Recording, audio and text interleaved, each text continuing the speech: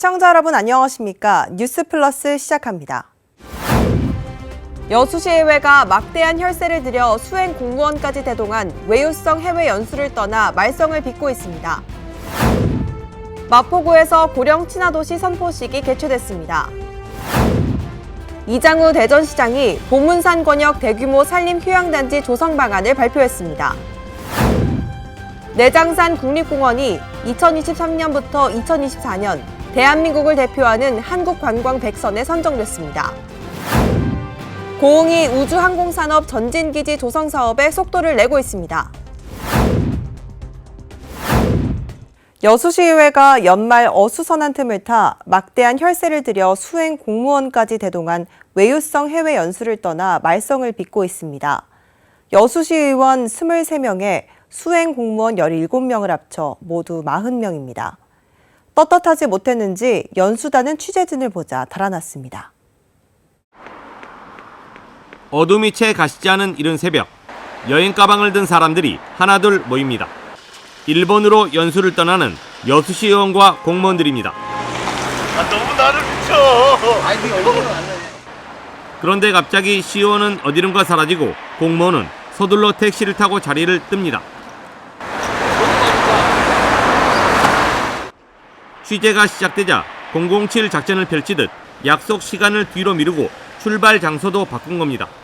취재진 전화도 받지 않다 30분 만에 꼬리가 잡혔습니다. 근데 뭐 하려고 이렇게 삥삥 돌아요, 그게 왜? 하면서 어다는 게 여기로 왔다니까요.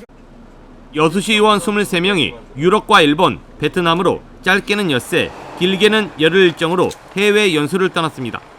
이들이 대동한 수행 공무원은 무려 16명에 이릅니다. 마이 산업도 볼 수가 있고 크루즈 시설이라든가 해양 항만 시설, 웰리스 산업, 복합적으로 볼 수 있는 데가 일본이더라고요. 연수 일정도 문제입니다. 이렇게 전체 40명이 쓰는 예산은 1억 3천만 원에 달합니다. 앞으로는 어떻게 했으면 좋겠는가? 가까운 실천 보고라도 시민사회에 공개했으면 좋겠고. 전남도 의회와 순천시 의회는 연말 경기 침체로 주민들이 고통을 받고 있는 상황을 고려해 해외 연수를 전면 취소했습니다. 블랙아이스는 많은 인명피해 사고를 낳아 겨울철 도로 위의 시한폭탄이라고 불리기도 하죠. 최근 도로 결빙으로 인한 사고 방지에 도움을 줄 수 있는 기술이 실제 도로에 적용돼 눈길을 끌고 있습니다. 지난 2019년 12월 순천의 한 도로에서 시외버스가 마주오던 차량을 잇따라 들이받으면서 10명의 사상자가 발생했습니다. 급격히 떨어진 기온 속에 도로의 내린비가 살얼음을 형성하는 이른바 블랙아이스 사고입니다. 이와 같은 겨울철 미끄럼 사고로 인한 인명피해를 줄일 수 있는 기술이 전남의 도로에 적용돼 눈길을 끌고 있습니다. 장성의 한 도로 400m 구간에 결빙을 방지하는 특수 포장재가 입혀져 있습니다. 국내 건설업체가 개발한 이 포장재는 도로의 어느 점을 영하 6도까지 떨어뜨려 영하의 기온에도 빙판이 생기는 것을 막아줍니다. 바닷물 올리라고 생각하시면 됩니다. 근데 이제 포장재 자체를 그 바닷물하고 똑같은 염화물을 5% 이상 함유함으로써 그 빙점 자체를 영하 6도 이하로 낮추는 기술이라고 생각하십니다. 해당 공법은 기존 도로의 시공이 가능하며 미끄럼에 대한 저항성이 일반 도로보다 최대 6.5배 높은 것으로 알려졌습니다. 또 기존 제설제의 사용량을 줄여 차량의 부식을 막고 열선 포장에 비해 공사비가 5배 이상 저렴하다는 장점을 갖습니다. 살얼음이 발생하기 쉬운 상습 결빙 구간과 교량, 터널 진출입구 등 도로에 해당 공법을 적용하면 인명피해를 크게 줄일 수 있을 것으로 전망됩니다. 수도권 소식입니다. 마포구는 세계보건기구로부터 인증받은 고령 친화도시죠. 이에 고령 친화도시 마포 발전을 위해 많은 사업을 추진 실행하고 있는데요. 마포구는 이에 앞서 결의를 다지기 위한 고령 친화도시 선포식을 가졌습니다. 지난 8일 마포중앙도서관 마중홀에서 마포구청장 및 고령친화도시 추진위원회, 지역주민 등 300여 명이 참석한 가운데 마포구 고령친화도시 선포식이 개최됐습니다. 이번 행사는 마포구의 고령친화 정책에 대한 구민의 공감대를 형성하고 정책의 유지, 발전을 도모하기 위해 열렸습니다. 먼저 선포식에 앞서 클랑클랑 합창단의 공연과 고령 친화도시 마포를 표현한 샌드아트 영상이 축하 자리를 빛냈습니다. 이후 고령 친화도시를 선포하며 관련 메시지, 슬로건 등이 담긴 레이저쇼 퍼포먼스를 진행했습니다. 박강수 마포구청장은 마포구는 75세 이상 어르신 효도급식, 우리 동네 환경보안관 등 지역에 맞는 실질적인 정책을 실행, 추진하고 있다며 어르신들이 소외받지 않는 살기 좋은 마포를 만들어 나갈 것이라고 전했습니다.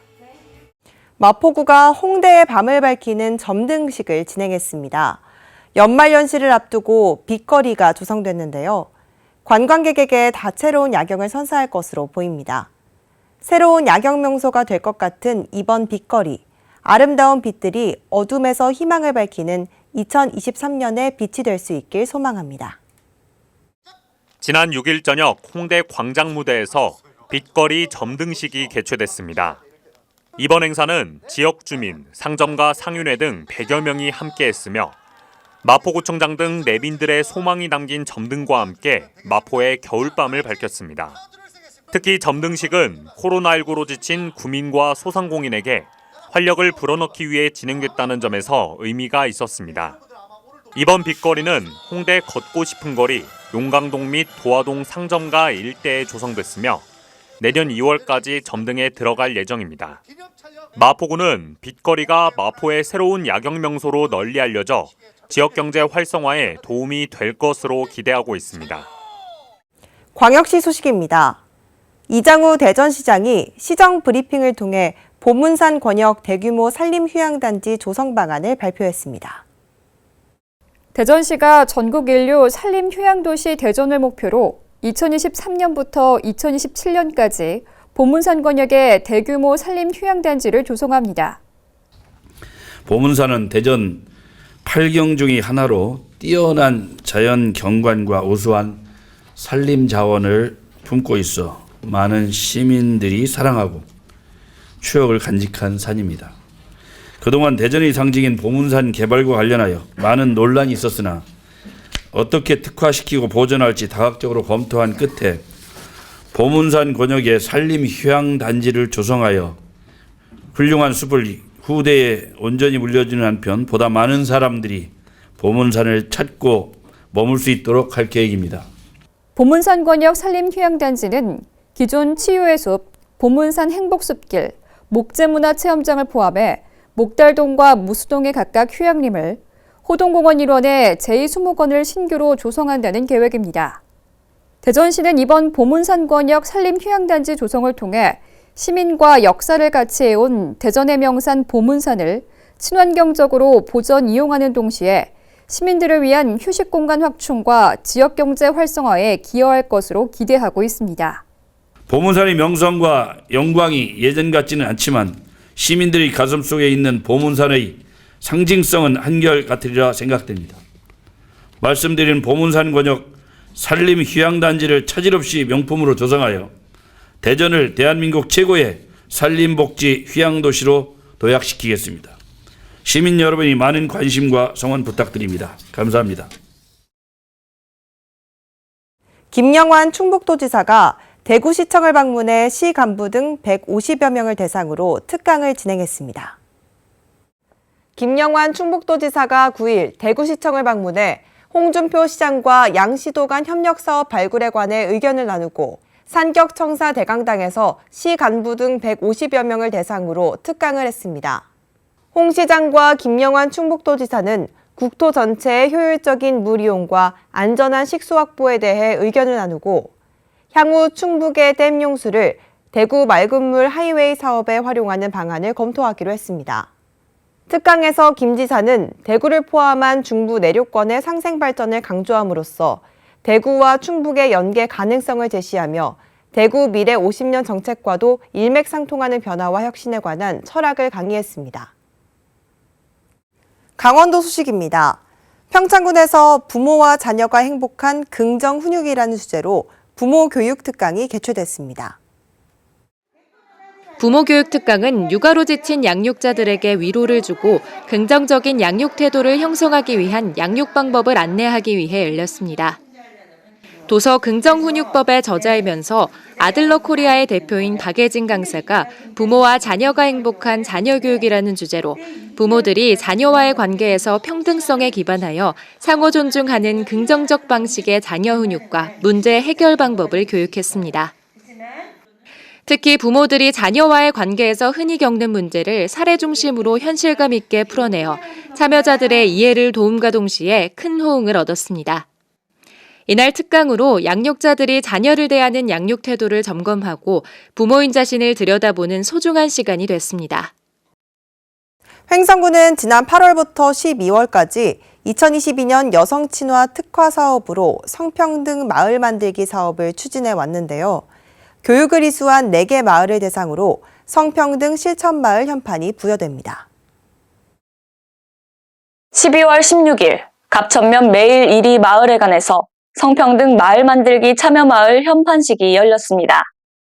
주민참여형 여성친화 사업인 성평등 마을 만들기 사업은 여성정책 전문가인 유은주 교수와 주민들이 함께 우리 마을 마을규약 다시보기 활동 및 찾아가는 성인지 교육을 마을별 2회씩 추진해 왔는데요. 교육을 이수한 갑천면 매일 1위를 비롯해 횡성읍 묵계리, 청일면 신대리, 공급면 삼배리 등 총 4개 마을의 성평등 실천마을 현판이 교부됩니다. 한편 이번 사업은 2021년부터 추진한 여성친화도시 특화 사업으로 지난해에는 우천면 두곡리, 갑천면 매일 1리가 시범마을로 참여한 바 있습니다. 충청도 소식입니다. 충북도 대표단이 베트남 하노이, 타이빈성을 방문해 우호 교류 협정을 체결했습니다.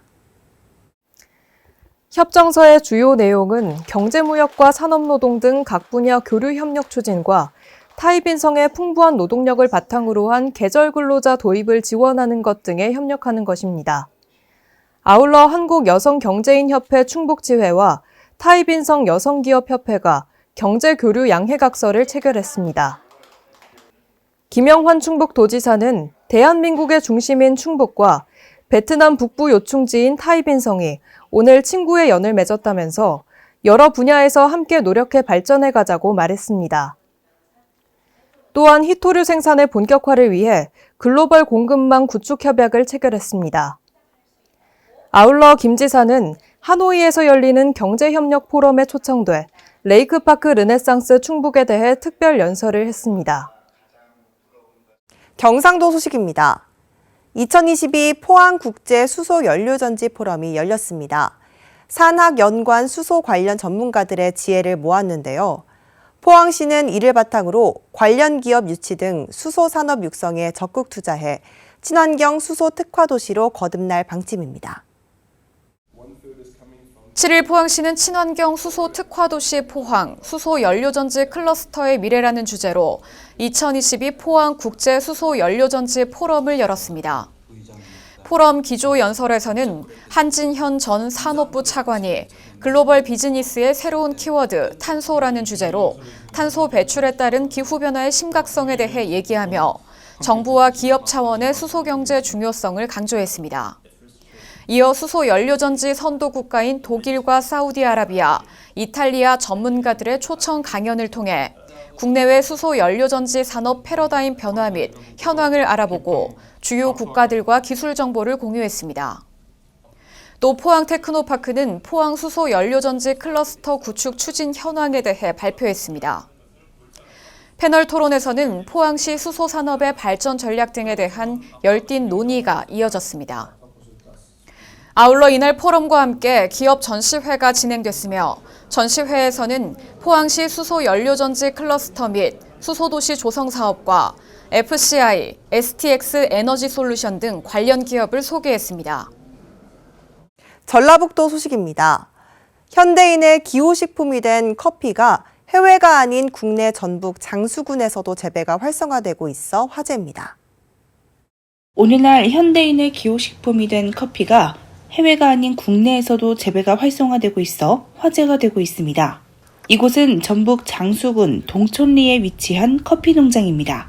사과 농장으로 시작해 올해 첫 생산을 시작한 이곳 장수 커피 농장은 연간 4톤의 생산량을 목표로 연간 최대 20톤까지 커피 생산량을 늘릴 계획입니다. 장수 커피 농장을 운영하는 이재호 대표는 커피나무를 잘 관리하면 한 번에 50년까지도 살 수 있고 커피에서 나오는 열매, 잎도 다양한 재료를 쓸 수 있다며 커피 재배의 장점을 설명했습니다.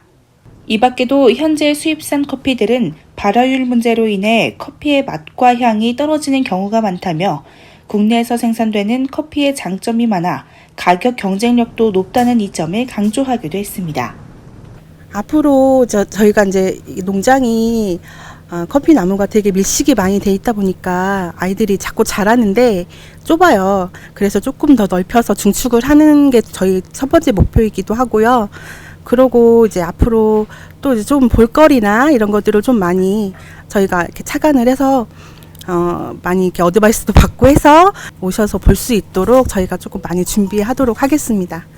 한편 장수커피 농장은 커피 판매 외에도 체험 프로그램과 교육 시스템 등 체험형 관광커피 상품 제작과 각종 문화예술 행사도 준비할 계획을 밝혀 주민들과 관광객들의 기대를 모으고 있습니다.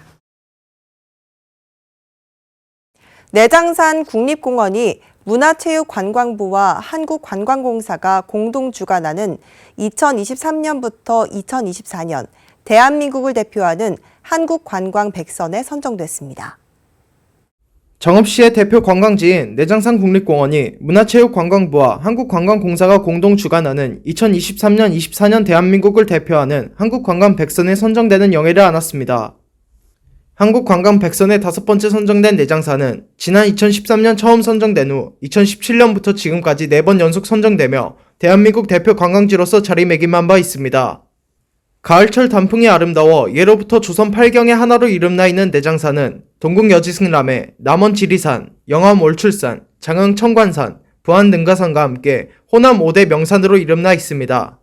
내장산과 내장호 그리고 내장산 문화광장과 용산호를 연계한 관광 콘텐츠 확충을 통해 내장산 일대를 우리나라의 대표적인 체류형 관광 거점으로 만들어 가도록 하겠습니다.